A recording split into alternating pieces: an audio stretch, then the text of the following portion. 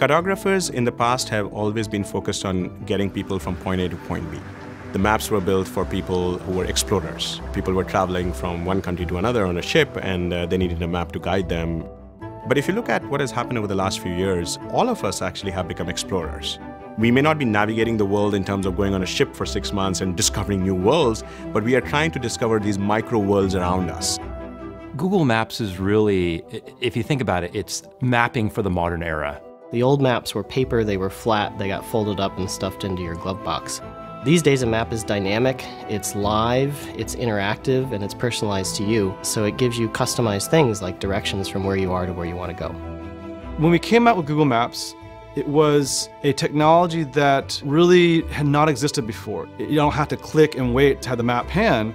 It's like you just drag it and move it around on a web browser. People had never seen that before. We called it a slippy map, but it was really the highly responsive nature that let people interact with it, and this really changed how people used maps. And then when we added satellite imagery, this gave people a reason to visit places they'd never been before, just so they could see them for the first time. And we add Street View that really gives you that sense of familiarity for places that you are going to visit or may visit. Street View was, in fact, Larry Page's idea. The notion was that there was a lot of interesting information and imagery taken at street level, and he thought that it might be interesting to put cameras on cars, drive around, and then organize this information. It turned out to be quite difficult. We developed our own cameras, and we've been able to actually improve on this platform substantially. At this point in the project, we have a number of platforms for capturing imagery. The most common, of course, is the cars. We also have now snowmobiles. We have the tricycle. The tricycle we in fact put on boats and trains.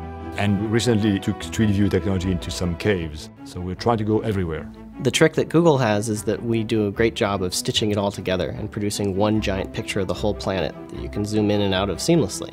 And our goal is really to build a very dynamic map that is changing as the world changes around it. So we, in 2008, launched a product called Google Map Maker. It allows you as a user to edit and contribute map data to Google.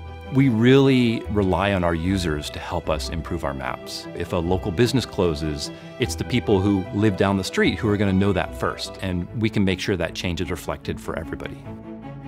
Maps on the phone has always been something that we wanted to do. It's one of those things that are obvious. One big part of when you walk out the door is knowing where you are and knowing where you're going. Google Maps on Android, for instance, has turn-by-turn driving navigation, which is really helpful. But most of us spend most of our time actually in buildings and not outside buildings. So in the mapping space, we've been instrumental in making indoor maps work. We were able to map hundreds of shopping malls and businesses in the United States and in Japan. And the hope is that at some point in the near future, every single public space in the United States and the entire world is mapped, and you can localize yourself very accurately when you walk with your handset inside those buildings. It's pretty amazing to take out my phone out of my pocket and say, this is it. This is what we were dreaming about 10, 12 years ago. We've come a long way in modeling the world, but the reality is we have a long way to go. Where we're really going, and it may sound crazy, is that we want to rebuild the whole world in 3D.